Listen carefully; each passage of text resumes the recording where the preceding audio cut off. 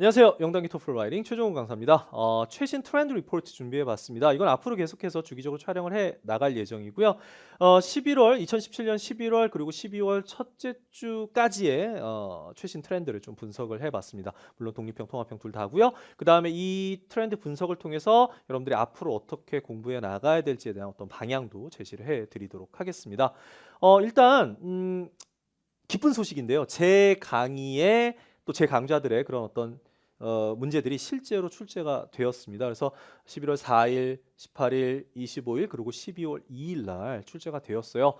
무려 7회 시험, 그러니까 2017년 11월 1일부터 12월 첫째 주까지 7회 시험이 있었는데 7번의 시험 중에 무려 4번이나 독립형이 똑같이 나왔습니다. 그래서 독립형 적중률만 따지면 약 57% 정도 됩니다. 그래서 제 강의 듣고 시험을 보시면 실제로 그 주제가 똑같이 나올 가능성이 매우 높다라는 점, 요거 먼저 강조하면서 제 잘난 척을 좀 하면서 시작을 하도록 하겠습니다. 그리고 저기 보시면 제 실전 강좌나 또는 브레인스토밍 강좌에서 많이 나오고 있으니까요. 혹시 제 실전이나 브레인스토밍 강좌 안 보셨다면 꼭 봐주시기 바랍니다. 자, 그러면 이제 본격적인 얘기를 좀 들어가 볼게요. 요즘에 시험 문제는 어떤 경향이 있느냐라고 기본적인 어떤 개요를 좀 말씀드리면 통합형 같은 경우에는 새로운 주제들이 계속해서 나오고 있습니다. 예전에는 뭐 새로운 주제가 한 달에 한 번, 한 두 달에 한 번 이렇게 나왔다면 지금은 뭐 계속해서 새로운 주제가 나왔어요. 그래서 마치 ETS 그 직원들이 굉장히 바쁘게 움직이고 있구나 하고 느낄 정도로 굉장히 새로운 주제 많이 나오고 있고요. 독립형 같은 경우에는 그에 비해서 반대로 2015년부터 시작해서 2017년 초반까지의 주제들이 이렇게 좀 랜덤으로 나오고 있습니다. 그래서 기존의 주제가 나오고 있고요. 한 3년치 주제가 왔다리 갔다리 하면서 나오고 있다. 이렇게 생각하시면 될 것 같습니다. 자, 그럼 이제 여기서 한 가지 제일 중요한 거 빼먹었네요. 난이도에서는 그렇게 큰 차이는 없었어요. 그러니까 기존의 주제 나왔기 때문에 당연히 난이도 차이 없고요. 통합형 같은 경우에도 새로운 주제가 나오긴 했지만 뭐 난이도가 크게 문제가 있다 이런 느낌은 없었습니다. 네, 그냥 똑같습니다. 네, 큰 차이는 없었습니다. 통합형 트렌드 좀 정리를 해드리면 어떤 주제들이 나왔는지 7가지 주제에 대해서 말씀드릴게요. 첫 번째, 미국에 살고 있는 토종 고양이들이 있는데 걔네들이 멸종하고 있대요. 어떤 특정 고양이들이. 그래서 멸종하는 이유, 그거에 대해서 반박하는 내용이 있었고요. 이건 예전에 한번 출제된 적이 있고요. 두 번째, 이집트가 더 이상 피라미드를 만들지 않았다. 어떤 특정 시점부터 만들지 않았거든요. 피라미드가 아시다시피 최근까지 만들어 온 게 아니라 과거에 만들다 말았잖아요. 그래서 왜 그랬을까? 왜 계속 만들지 안 만들었을까? 그거에 대한 이유 3가지 렉처에서 반박하는. 근데 이거는 이제 새로 출제된 그런 주제가 되겠습니다. 다음, 씨위드 산업이 커질 수 없는 이유. 씨위드는 뭐죠? 김이나 미역 같은 거 해조류를 얘기하죠. 그래서 얘네들이 커질 수 없는 이유 리딩에서 나오면 렉처에서 아니야 커질 수 있어 반박하는 새로운 주제. 다음, 로마 제9군단이 사라진 이유. 로마 제국에 뭐 이렇게 군대 이렇게 뭐 부대별로 이름이 있었는데 제9군단이라고 굉장히 정예 부대가 있었대요. 근데 걔네가 갑자기 미스테리하게 사라집니다. 그래서 왜 사라졌을까? 그거에 대한 가설 3가지 렉처에서 반박하는 새로운 주제. 근데 이거는 학생들 말에 따르면 조금 어려웠다라고 합니다. 다른 주제들에 비해서. 다음, 5번째. 블루 이구아나라는 어떤 멸종위기의 이구아나가 있어요. 근데 얘네를 굉장히 보호하기 힘들대요. 보호하기 힘든 이유 3가지. 렉처에서는 그거에 대해서 반박하는 그런 새로운 주제. 이것도 새로운 주제였어요.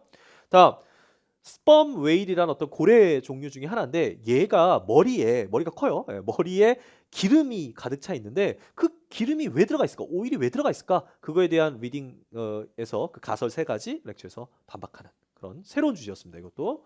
마지막, 우리나라에서 이제 앙셀 아담스라고 부르는데 이 사람이 되게 유명한 사진 작가인데 이 사진 작가의 더 네거티브라는 그 사진책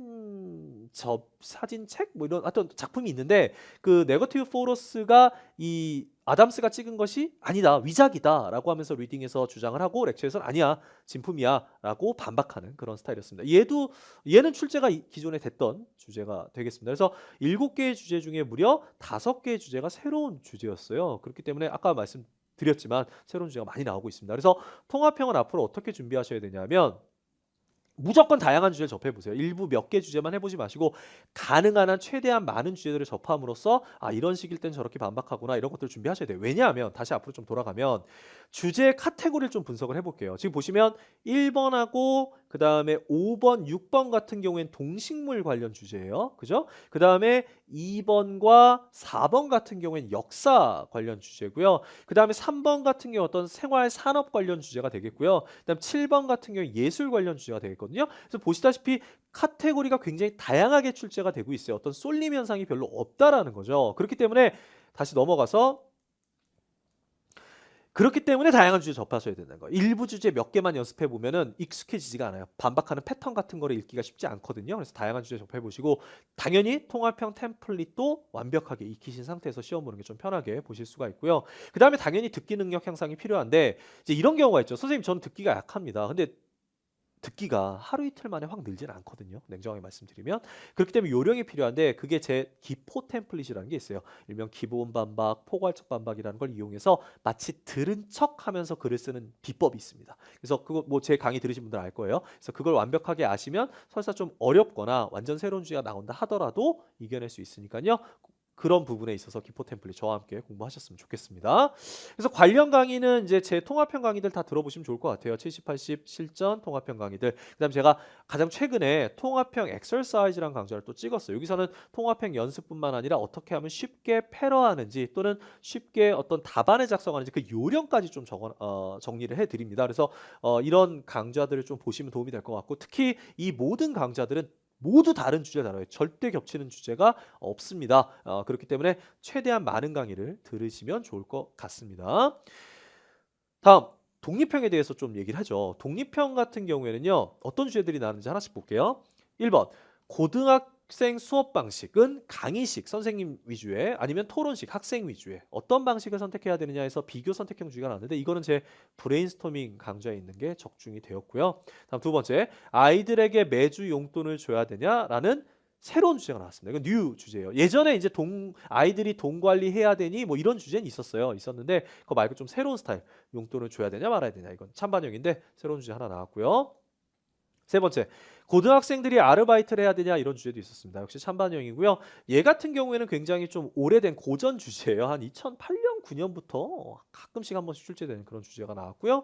그 다음에 네 번째 주제, 정부가 환경을 효과적으로 보호할 방법은 뭐니 해서 삼지선다가 나왔습니다. 첫 번째, 대체에너지 투자, 수포, 세 번째, 환경 관련법 강화. 셋 중에 하나 선택해서 쓰는 건데 이거는 제 실전 강좌 19강인가 아마 그럴 거예요. 그거 그대로 적중했고요. 제 실전 교재, 그러니까 시중에 판매되는 제 실전 교재에서도 0단기 액츄얼 테스트입니다. 라이팅 액츄얼 테스트인데 거기에 실제 나옵니다. 샘플 답안까지 똑같이 적중이 됐고요. 그 다음에 5번. 돈이 많을수록 기부를 더 해야 되느냐 이 주제도 나왔습니다. 이것도 역시 제 실전 정규 강좌 및 교재에 있습니다. 그래서 똑같이 출제가 됐고요. 그 다음에 과거와 요즘 사람들 중에 누가 더 건강한 음식을 먹고 있느냐 과거 사회, 요즘 사회 비교하는 그런 주제도 나왔었고요. 그 다음에 7번 건강 유지를 위한 최고의 방법은 뭐니? 그래서 삼지선다인데요. 건강하기 위해서는 건강한 음식 먹어야 돼. 운동을 많이 해야 돼. 아니면 스트레스 관리를 잘해야 돼. 그래서 이런 삼지선다 유형이 또 나왔는데 이것도 역시 제 브레인스토밍 강좌에 있는 내용이 그대로 출제가 되었습니다. 그래서 제 강의를 들으신 분들 같은 경우 7개 중에 4개나 똑같기 때문에요. 굉장히 좀 편하게 보셨으리라 생각이 듭니다. 근데 이제 어떤 주제에 대한 좀 분석을 좀 해보면 잘 보세요. 1번, 2번, 3번 같은 경우에는 아이들 또는 교육 관련 주제가 나왔어요. 사실 토플에서는 이런 게 가장 많이 나옵니다. 그 다음에 4번 같은 경우에 이제 정부 관련 주제가 이렇게 나왔고요. 그 다음에 5번 같은 경우에는 약간 인간관계 관련 주제라고 하거든요.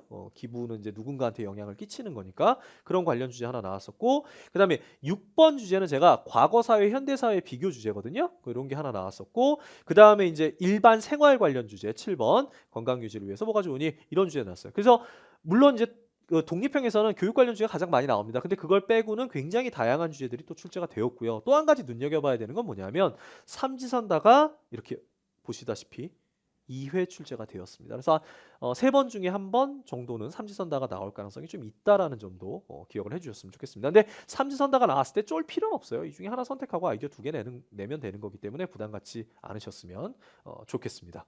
자, 독립형도 어떻게 준비해야 되는지 좀 말씀을 드리면 첫 번째 제 만능 에세이죠.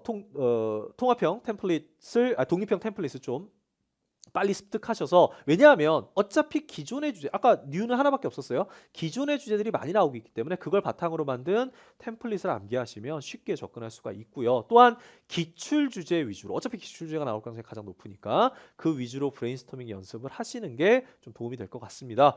그래서 그 관련 강의로는 제 독립형 강의들이 있습니다. 70, 80 실전. 근데 80 같은 경우에는 그 독립형 강좌 중에 세컨 에디션이라고 붙은 게 있어요. 그래서 꼭 그거를 선택해 주셨으면 좋겠어요. 이게 조금 더 업그레이드된 템플릿과 조금 더 좀 뭐랄까 기출되는 그런 주제들을 좀 정리를 했거든요. 그리고 또 한 가지 브레인스토밍 마스터라 해서 약 한 140개 이상의 그런 어떤 기출 주제들 또는 예상 주제들을 제가 가지고 브레인스토밍을 해놓은 그런 강좌가 되겠습니다.